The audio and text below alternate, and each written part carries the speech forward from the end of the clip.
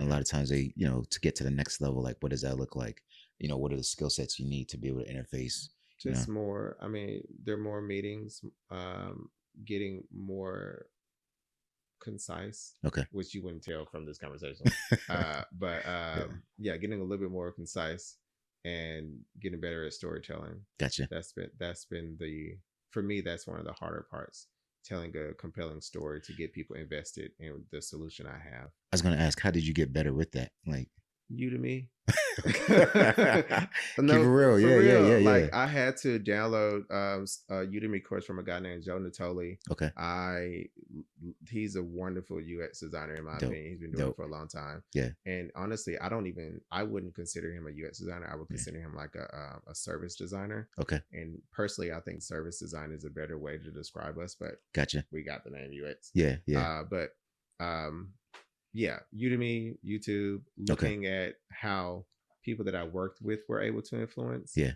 So, for example, my last job, my most recent job, our head of product, I mean, she did a wonderful job of communicating how she wanted the vision to go, very clear, Yeah. very direct. But outside of that, the documentation piece of it, the detail of providing everything. And one thing I got from her and also from the Udemy courses, Yeah. never kind of ask Hmm. or assume. Well, yes, assume, but never ask. Just do it. And like, for example, if I was working for you, Hmm. I would do whatever you asked me to do, Yeah. plus a little bit more, and Yep. then ask and wait for your reaction. Yeah. Because if your reaction will be authentic, truthful, and then that'll give me a sense of where I need to go. Yeah. You Yeah. know, That makes sense. versus waiting to see what you say. Yeah. Yeah. That makes sense. So I guess talk a bit about like, because you mentioned it initially with um Blue, what was it again? Bluetooth. Bluetooth. Like working with like people that have good vision and then people that just have terrible visions, Yeah. and then kind of like trying to How to balance that. navigate it. Yeah. That's a good question. It's hard. Yeah. Because like I said, like designers, we are intimately familiar with the customer needs, but we also clearly know the business Mhm. needs.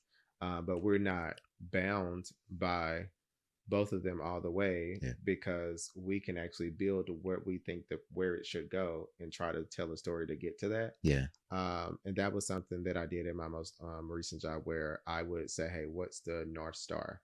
We got our North Star. Yep. What are our goals to get to that North Star? We got that. Yeah. Now let's build a 2-year vision with like milestones of how we can visually get to those points. Yeah.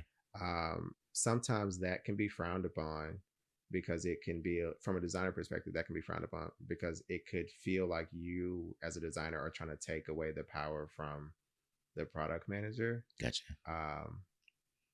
So I think the best way to navigate that, or how I've learned to navigate that, is kind of doing it very collaboratively Mhm. with the product manager. Yep. So that they see, hey, I'm doing this. Not asking, should I do this or can I do this? Yeah. I did this. This is why I think this should work because of this research, and then see what they say. Gotcha. Yeah. Gotcha. Cool, man. I don't know if I answered your question. You did. No, you Okay. did. All right, Yeah, no, cool. you did. Okay. I'm thinking of a question to piggyback off that. And I think more so like your workflow style. Do you like the waterfall approach or? I mean, again, like it depends on where you are. Okay. I think I will say now, with just a shift in everything, Yeah. I think designers and product managers and engineers that have designer and product manager mentalities, Mhm. I think we could kind of conquer the world, honestly, because Yeah. my own workflow has shifted because, let's say in December when I kind of set up Jello World, um, my brain was still thinking, let me jump in Figma, let me do this roadmap and the North Stars and make sure I have a clear vision for everything moving forward. Let me design the dashboard. Let me design the app, like the MVP for all of that. Yeah.